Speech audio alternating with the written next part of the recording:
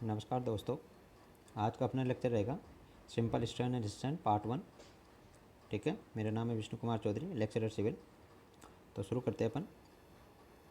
ये जो subject code है वो है CE 201। ठीक है, इसमें यूनिट नंबर 1 है सिंपल स्ट्रेस एंड स्ट्रेन। जो BTR का सिलेबस है वो यहाँ पे अपन ने लिख रखा है, वो है वेरियस मैकेनिकल प्रॉपर्टीज़। ठीक है, उसके बाद में concept of strain and stress, उसके बाद में हुक्स लॉ है, टेंसाइल टेस्ट डायग्राम है, working stress and factor of safety. ठीक है, तो आज अपन इस लेक्चर में इतना ही करेंगे, उसके आगे अपन दूसरे लेक्चर में करेंगे। ठीक है, बाकी का जो सिलेबस है वो अपन मैं स्पीक आउट कर देता हूँ। स्ट्रेन स्ट्रेस कैलकुलेशन है, टेम्परेचर स्ट्रेसेस है, शेयर स्ट्रेस है, पॉइजन रेशियो है, और relation between elastic constant. Elastic constant होते हैं, उनमें क्या क्या रिलेशनशिप है, तो कौन कौन से कांस्टेंट होते हैं वो भी अपन पढ़ेंगे यहाँ पे, और उनके बीच में क्या संबंध है वो भी अपन पढ़ेंगे। ठीक, तो शुरू करते हैं। सबसे पहले आते हैं वेरियस मैकेनिकल प्रॉपर्टीज़ के, क्या क्या मैकेनिकल प्रॉपर्टीज़ होती है किसकी, मैटर की। यहाँ पे मैटर की बात करी चल रही है कि अगर मान लीजिए किसी पे फोर्स लग रहा है तो वो फोर्स रजिस्ट करेगी, तो उसमें कौन कौन सी प्रॉपर्टीज़ को अपन वॉच आउट करना है, लुकआउट करना है। ठीक है, तो सबसे पहले आता है इलास्टिसिटी। ठीक है, तो मैं डेफिनेशन पढ़ देता हूँ कि the property of material body virtue of which it regains its original configuration when external force is removed is called elasticity. ठीक है, तो ऐसा समझिए इसको कि आपने कुछ फोर्स लगाया और बॉडी डिफॉर्म हो गई। ठीक है, बॉडी डिफॉर्म होने के बाद में बॉडी डिफॉर्म हो गई। ठीक है, और डिफॉर्म होने के बाद में वो क्या करेगा, जैसे अपने फोर्स हटाया तो उसने अपनी वापस से पोजीशन रिगेन कर ली, जो अपनी एक्चुअल साइज़ थी, जो शेप था वो रिगेन कर लिया, तो उसको बोलते हैं इलास्टिसिटी। कि ऐसी प्रॉपर्टी जिसके कारण वो जैसे फोर्स हटा वापस से अपनी ओरिजिनल शेप में आ जाए। ठीक है, फिर आता है प्लास्टिसिटी। तो प्लास्टिसिटी जस्ट इलास्टिसिटी का उल्टा है। इलास्टिसिटी में क्या होता है कि जैसे फोर्स हटा वो अपनी शेप में आ जाएगा, जबकि प्लास्टिसिटी में क्या होगा, जैसे जैसे फोर्स लगा के जाओगे उसकी शेप बिगड़ती जाएगी, और अगर आप फिर बाद में फोर्स हटा भी दो तो भी वो शेप वापस से रिगेन नहीं होती है, तो उसको बोलते हैं plasticity. The property of material body by virtue of which it does not regain its original configuration when the external force is removed is called plasticity। ठीक है, तो इलास्टिसिटी में क्या करेगा, अपनी जो शेप है वापस रिगेन कर लेगा, जबकि प्लास्टिसिटी में नहीं कर पाएगा। फिर आता है डक्टिलिटी। ठीक है, तो डक्टिलिटी को ऐसा समझिए कि यील्ड स्ट्रेस के बाद में भी वो काफ़ी स्ट्रेन और गेन कर ले, काफ़ी स्ट्रेन और हो जाए उसमें, तो उसको बोलते हैं डक्टिलिटी। ठीक है, इसका ऐसा है कि वो फेल होगा तो धीरे धीरे फेल होगा। ठीक है, the material can be made into thin wires. उसको वायर, जैसे मान लीजिए आपके पास कोई सीट है, उसको आप वायर में बना सकते हो। अगर कोई रोड है उसको खींचोगे तो वो थिन वायर की शेप में आ जाएगा टूटने से पहले। ठीक है, तो वो बोलते हैं ductility. Ability of material then go on deforming after yielding, तो यील्ड के बाद में भी वो डिफॉर्म होता रहेगा, उसको बोलते हैं डक्टिलिटी। तो ब्रिटलनेस डक्टिलिटी का जस्ट अपोजिट है। उसमें क्या होता है, आप इसको वायर की शेप में कर नहीं सकते, मतलब उसको स्ट्रेच नहीं कर सकते। अगर किसी चीज़ को स्ट्रेच कर सकते हो और वो स्ट्रेच हो जाएगी यील्डिंग के बाद में भी, तो डक्टाइल है, अदरवाइज ब्रिटल है। ठीक है, द लैक ऑफ डक्टिलिटी। फिर आता है टफनेस एंड हार्डनेस। ठीक है, तो टफनेस को समझिए, इम्पैक्ट लोडिंग के ऊपर जो रेजिस्टेंस होता है, इम्पैक्ट लोडिंग के लिए जो रेजिस्टेंस होता है उसको बोलते हैं toughness. It is the resistance to the impact loading against fracture. अगर फ्रैक्चर होगा और इम्पैक्ट लोडिंग के कारण हो रहा है, ठीक है, तो फ्रैक्चर नहीं होना क्या कहलाएगा, टफनेस। ठीक है, इम्पैक्ट लोडिंग का मतलब ये हो गया कि आप जो फोर्स लगा रहे हो वो कुछ साइज से गिरा रहे हो उसको, ठीक है, कुछ एच हाइट से ऊपर से गिरा रहे हो, तो वो क्या हो जाएगा, टफनेस। ठीक है, अब हार्डनेस की बात करते हैं। तो हार्डनेस क्या है, it is the resistance to the stretch और एब्रेशन। ठीक है, अगर आप इस चीज़ को रगड़ते हो और वो छिल नहीं रहा है तो उसको बोलेंगे हार्ड। ठीक है, तो ये जो छिलने के लिए, जो शियर के लिए जो अगेंस्ट जो रेजिस्टेंस होता है, जो एब्रेशन के लिए अगेंस्ट रेजिस्टेंस होता है, उसको बोलते हैं हार्डनेस। ठीक है, अब बात आती है फोर्स क्या होता है। ठीक है, तो फोर्स का एक फिजिकल क्वांटिटी है जो मोशन के लिए जिम्मेदार होता है। ठीक है, आप जैसे फिजिक्स में पढ़ते हैं, तो it is responsible for the motion. अगर कोई वस्तु रुकी हुई है, कोई बॉडी है जो रेस्ट में है, उसको मोशन करवाएगी, और अगर चल रही वस्तु उसको रोकने का काम कौन करेगा, फोर्स करेगा। तो इसको बोलते हैं, देखिए इस कॉन्सेप्ट को आराम से समझिए, आपने किसी ऑब्जेक्ट था उस पर फोर्स लगाया और वो फोर्स चल के यहाँ पहुँच गया, इसको बोलते हैं रिजिड बॉडी मूवमेंट। ठीक है, रिजिड बॉडी मूवमेंट का मतलब क्या हो गया, आपने फोर्स लगाया, कोई वस्तु या कोई बॉडी है जो एक स्थान से दूसरे स्थान, एक प्लेस से दूसरे प्लेस में चली गई है। अब अपन ने क्या किया, जब इधर से फोर्स लगाया तो इधर से एक उल्टा फोर्स लगा दिया। ठीक है, अब क्या करेगा, जितना फोर्स इधर से लग रहा है उधर उतना फोर्स उल्टी तरफ से लग रहा है, तो मतलब नेट फोर्स तो जीरो हो गया, तो मोशन तो होगी नहीं। ठीक है, अब मोशन नहीं तो क्या होगा, ये कंप्रेस होगा, ये डिफॉर्म होगा। ठीक है, तो इस डिफॉर्मेशन के अगेंस्ट में जो इंटरनल रेजिस्टेंस होता है उसको बोलते हैं स्ट्रेस। उसको क्या बोलते हैं? स्ट्रेस। तो स्ट्रेस का मतलब क्या हो गया? Resisting force per unit area. Resisting force per unit area के किसी बॉडी को आपने फोर्स लगाया और वो डिफॉर्म होने के अगेंस्ट में जो रेजिस्टेंस प्रोड्यूस करती है, जो रेजिस्टेंस दिखाती है, उसको बोलते हैं स्ट्रेस। की स्ट्रेस जनरेट हो गया। स्ट्रेस जनरेट क्यों हुआ? एक्सटर्नल फोर्स के कारण। कि एक्सटर्नल फोर्स लगाया, बॉडी डिफॉर्म होगी, तो डिफॉर्मेशन को रोकने के लिए जो इंटरनल रेजिस्टेंस है उसको बोलेंगे स्ट्रेस। स्ट्रेस का मात्रा क्या हो गया? Newton per metre square, kilo newton per metre square, जिसको किलो पास्कल या mega pascal newton per M M square, giga pascal 10⁻³ newton per M M square या 10⁻³ मेगा पास्कल, कुछ भी कह सकते हो। ठीक है, मतलब सिंपल सी बात है, न्यूटन पर मीटर स्क्वायर का मात्रा का। ठीक है, अब देखिए, जैसे मान लीजिए अपन इसको दूसरा केस देखते हैं। स्ट्रेच कर रहे हैं। स्ट्रेच का मतलब एक तरफ फोर्स इधर जा रहा है, इतना फोर्स इधर जा रहा है, तो स्ट्रेच होगा। अगर मैं यहाँ से काट के देखूँ तो यहाँ पे एक रेजिस्टेंस जनरेट हो जाएगा, जो ना तो उसको उधर जाने देगा ना इधर जाने का, जो किसके बराबर होगा? R=F। ठीक है, तो यहाँ पे देखिए स्ट्रेस का मान हो जाएगा F/A या R/A। ठीक है, आगे चलते हैं। देखो कुछ रिमेंबरेबल बातें हैं कि member force to deform without showing reaction और resistance will have zero stress. ठीक है, अगर आपने फोर्स लगाया और वो बॉडी डिफॉर्म नहीं हो रही है या फिर डिफॉर्म होने के लिए फ्री है, ठीक है, उसमें कोई रिएक्शन जनरेट नहीं हो रहा है, तो वहाँ पे स्ट्रेस जनरेट नहीं होगा। पहली बात तो ये ऐसा केस है। सबसे ऐसा केस कहाँ देखने को मिलता है? Temperature stress. कि जैसे जैसे टेम्परेचर बढ़ाओगे तो जो बॉडी है वो टेम्परेचर बढ़ने के साथ में एक्सपेंड होगी, तो उसमें कोई रेजिस्टेंस जनरेट नहीं होगा। क्यों नहीं होगा? क्योंकि वो उस एक्सपेंशन को रोकने के लिए कोई फोर्स नहीं है, कोई रेजिस्टेंस नहीं है। दूसरा है a member free to expand और contract due to temperature change, there will be no stress. ठीक है, ये हो गया यहाँ पे। अब आता है क्लासिफिकेशन ऑफ स्ट्रेस। तो स्ट्रेस दो प्रकार से क्लासिफाई किया जा सकता है, नॉर्मल स्ट्रेस और शियर। नॉर्मल को ऐसे समझिए, कोई सरफेस है, उसके परपेंडिकुलर लग रहा है तो वो क्या? नॉर्मल। और उसके अलोंग द सरफेस लग रहा है, अलोंग द सरफेस, उसको बोलेंगे शियर। ठीक है, अब नॉर्मल भी दो प्रकार से होते हैं, डायरेक्ट और इनडायरेक्ट। डायरेक्ट का मतलब हो गया आपने सीधा फोर्स लगा दिया, सीधा फोर्स लगाया तो डायरेक्ट। ये टेंशन और कंप्रेशन, टेंशन और कंप्रेशन सब जानते हैं। ठीक है, इनडायरेक्ट में क्या होता है? Bending stress. इनडायरेक्ट में क्या होते हैं? Bending stress. अगर कोई बीम है, अपन अभी पढ़ेंगे भी, जैसे उसमें बेंडिंग लगेगी तो वो डिफॉर्म होगी, इस तरह से शेप में आ जाएगी, तो ऊपर कंप्रेसर और नीचे टेंशन। समझ में आया? तो कंप्रेशन और टेंशन, तो वो स्ट्रेस जनरेट होगा। उसका क्या फॉर्मूला है? इसका फॉर्मूला आगे भी आपको देखने को मिलेगा, पर याद करने के लिए तौर पे जो स्ट्रेस होगा सिग्मा या एफ, जिसको स्मॉल एफ से करेंगे, उसका मान आएगा m.y/i। आई क्या है? Moment of inertia. वाई क्या है? Distance from the CG। और m क्या है? मोमेंट जो उस पर लग रहा है। ठीक है, ये हो गए नॉर्मल स्ट्रेस। अब शियर स्ट्रेस की बात करें तो शियर स्ट्रेस भी दो प्रकार से हो सकते हैं, डायरेक्ट और इनडायरेक्ट। डायरेक्ट तो कौन सा? आपने डायरेक्ट फोर्स लगा दिया अलोंग द सरफेस। ठीक है, अलोंग द सरफेस, इसको टाउ से रिप्रेजेंट करते हैं, तो टाउ=F/A। देखिए यहाँ पे जो फोर्स लग रहा है वो लग रहा है सरफेस के अलोंग।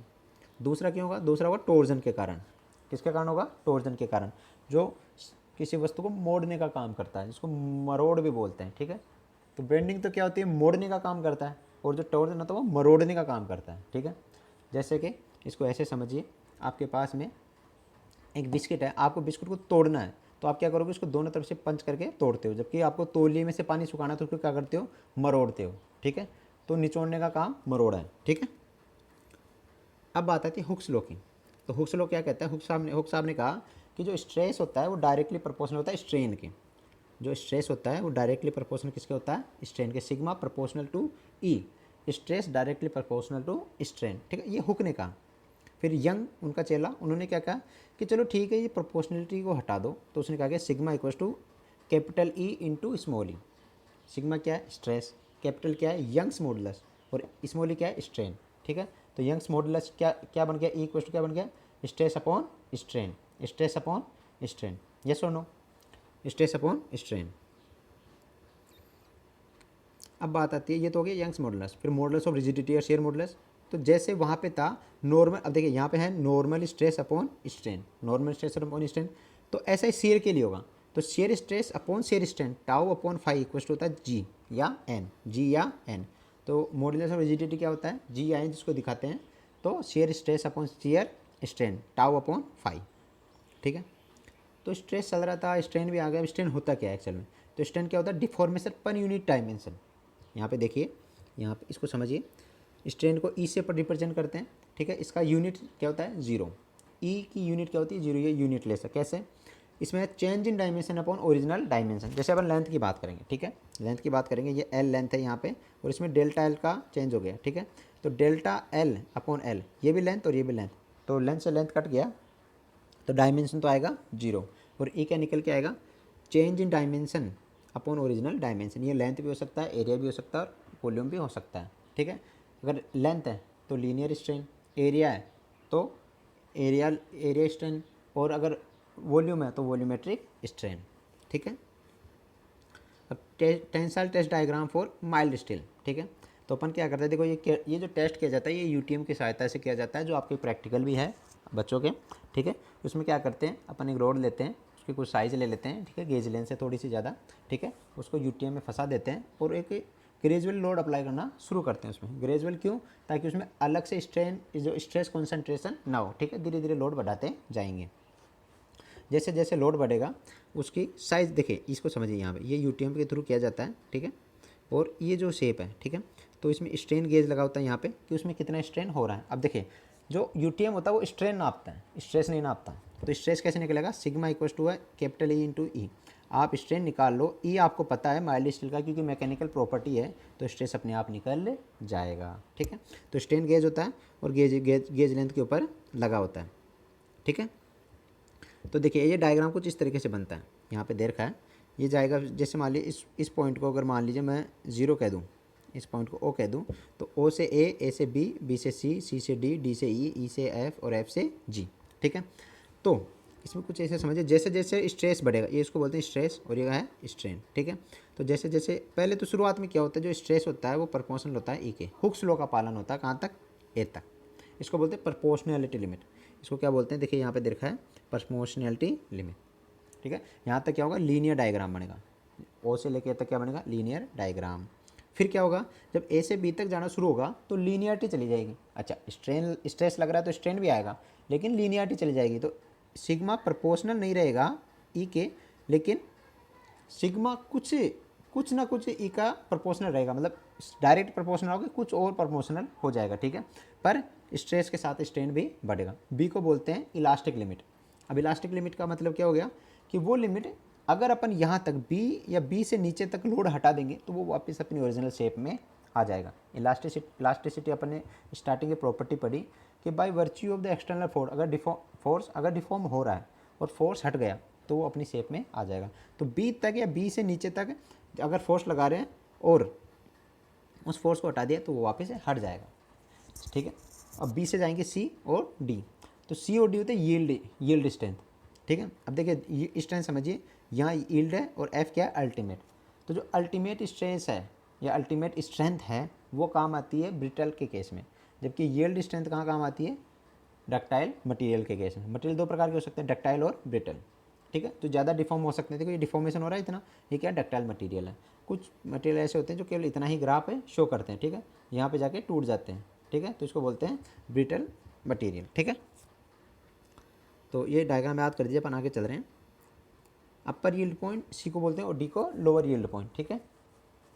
तो सी से डी इतना क्यों होता है, देखिए इसमें इसको ऐसे समझिए, ये मान लीजिए स्ट्रक्चर है आपका क्रॉस सेक्शन, ठीक है। इसमें बीच बीच में रखे हुए कार्बन, रखे हुए कि नहीं रखे। कार्बन क्या करता है, स्ट्रेंथ बढ़ाने का काम करता है, और जैसे जैसे कार्बन की क्वांटिटी बढ़ती जाएगी स्ट्रेंथ तो बढ़ती जाएगी लेकिन डक्टिलिटी चली जाएगी। तो इसलिए कार्बन कंटेंट है वो बहुत कम रखा था, 0.5% के आसपास रखा जाता है, ठीक है। तो ऐसा नेचर होता है। अब जैसे फोर्स लगना शुरू हुआ, यहाँ पे स्ट्रेस लगना शुरू हुआ, तो ये क्या होता है, कार्बन के मटेरियल इधर उधर भगना शुरू होते हैं, ठीक है।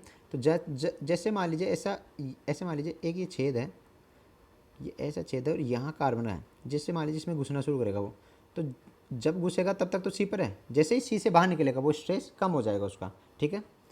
तो डी ऐसे हो गया, सी ज़्यादा और डी कम, लेकिन अपन आमतौर पे किसको यूज़ करते हैं, डी को, लोअर वाले को यूज़ करते हैं। फिर डी से ई क्या है, प्लास्टिक जोन। डी से ई क्या है, प्लास्टिक जोन या परमानेंट डिफॉर्मेशन, ठीक है। तो इसमें क्या होता है, reconfiguration of the carbon particles in mild steel होता है, ठीक है। रिकॉन्फिगरेशन होता है, उसकी शेप है वो ऐसे आने लग जाती है, देखो मैं बताऊँ, ऐसे एक तरफ ऐसे बनेगा, एक तरफ ऐसे बनेगा। अब इसको ऐसे दिखा दो, ऐसा बनेगा, ऐसा बनेगा, ऐसे अलग अलग शेप में आना शुरू हो जाएगा, ठीक है। ऐसे रिकॉन्फिगरेशन ऑफ द पार्टिकल्स होता है। अच्छा, बिना स्ट्रेस बिना फोर्स लगाए भी ये इलोंगेशन होता रहता है, इसमें स्ट्रेन आता रहता है, ठीक है। In plastic zone reorientation of molecules occur due to this material becomes nearly homogeneous and start resisting again. अब दोबारा से रेजिस्ट कहाँ से करेगा, यहाँ से ई से लेके एफ तक, ठीक है। ई से लेके एफ तक जब जाएगा तो उसको बोलते हैं स्ट्रेन हार्डनिंग जोन। ये क्या होता है, रिकॉन्फिग्रेशन ऑफ द पार्टिकल्स, ठीक है, स्ट्रेस हार्डनिंग जोन। फिर एफ से जी क्या होता है, नेकिंग जोन। नेकिंग जोन का मतलब हो गया, अब आप अगर लोड कम भी कर दो या हटा भी दो तो भी, या हटाने तो नहीं मतलब कम कर दो तो भी ये क्या करेगा, अब लगातार से पतला होता जाएगा, इसमें लेंथ बढ़ती जाएगी, इलोंगिनेशन होता रहेगा और जी तक जाते जाते ये टूट जाएगा। तो जी पर क्या हो जाएगा, फ्रैक्चर हो जाएगा। Die of a portion of the suspicious begins to decrease cause of local instability, this phenomena is called necking. Local instability वहाँ पे हो जाती है। अब नोट करके कुछ बातें हैं कि stress corresponding to F is called ultimate strength. Ultimate stress मतलब एफ पे जहाँ पे मैक्सिमम लोड ये ले सकता है, उसके आगे अगर कुछ भी बढ़ाओगे नहीं ना तो भी अपने आप फेल हो जाएगा, ठीक है। उसके बाद में आता है जी पर क्या होता है, रप्चर स्ट्रेस। जी जहाँ पे टूट जाता है, ठीक है, वेन द स्पेसिस फेल, ठीक है, वहाँ पे फेल हो जाएगा, टूट जाएगा। वो कौन सा, जो आपने माइल्ड स्टील का जो रोड लिया था वो टूट जाएगा। एक टर्म होता है नॉमिनल स्ट्रेस। तो नॉमिनल स्ट्रेस का मतलब हो गया कि इनिशियल स्ट्रेस, तो फोर्स अपॉन इनिशियल एरिया। अगर उसको इंस्टेंटेनियस अगर वहाँ पे वो देखना है कि उस समय एक्चुअल में कितना स्ट्रेस था, तो एक्चुअल एरिया अपन को वहाँ पे डालना पड़ेगा, ठीक है। अच्छा, अब देखिए जैसे मैं ब्रिटल के बारे में बता रहा था, तो ऐसा ग्राफ बनता है ब्रिटल के केस में, ठीक है, सीधा जाएगा और यहाँ पे जाके फ्रैक्चर हो जाएगा। तो इस केस में क्या काम लेंगे, अल्टीमेट स्ट्रेस, ठीक है। अब एक्चुअल में अल्टीमेट स्ट्रेस की जगह अपन इसका काम लेते हैं प्रूफ स्ट्रेस। क्या होता है, प्रूफ स्ट्रेस। तो प्रूफ स्ट्रेस क्या होता है, इसकी डेफिनेशन है कि आप क्या करो, 0.2% स्ट्रेन पे जाके एक ऑफसेट लेते हैं, ऑफसेट स्ट्रेस भी बोलते हैं इसको, और parallel to the initial stress strain diagram एक लाइन ड्रॉ करते हैं, और जहाँ पे इसको काटता है उसको बोलते हैं प्रूफ स्ट्रेस।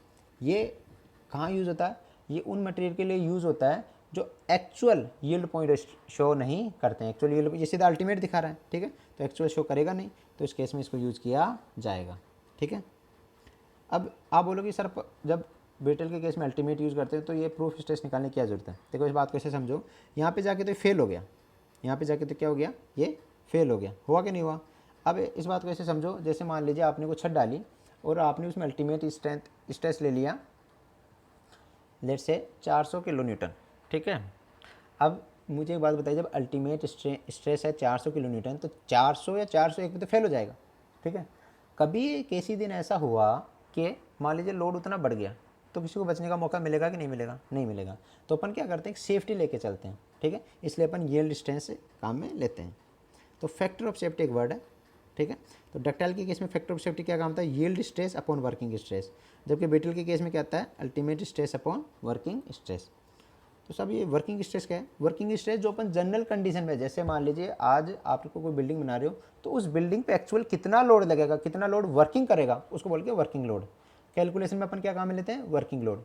जैसे मान लीजिए हॉस्पिटल का बिल्डिंग है, तो वहाँ पे हमेशा भीड़ ज़्यादा रहेगी, ठीक है, दो अगर मान लीजिए, और छत, जैसे मान लीजिए एक है हॉस्पिटल का बिल्डिंग और एक है आपके घर का बिल्डिंग, ठीक है। तो आप घर की छत पे बहुत कम जाते हो, जबकि हॉस्पिटल की छत पे जो मरीज़ है, मरीज़ के साथ वाले हैं, वो जा सकते हैं, ठीक है। तो वहाँ पे छत पे लोड आएगा, यहाँ पे छत पे लोड नहीं आएगा, ठीक है। तो जो वर्किंग कंडीशन होती है उसको बोलते हैं वर्किंग स्ट्रेस, ठीक है। तो ये अपना पार्ट 1 था सिंपल स्ट्रेस और स्ट्रेन का। आगे का जो है वो अपन नेक्स्ट चैप्टर में, नेक्स्ट लेक्चर में पढ़ेंगे। Thank you.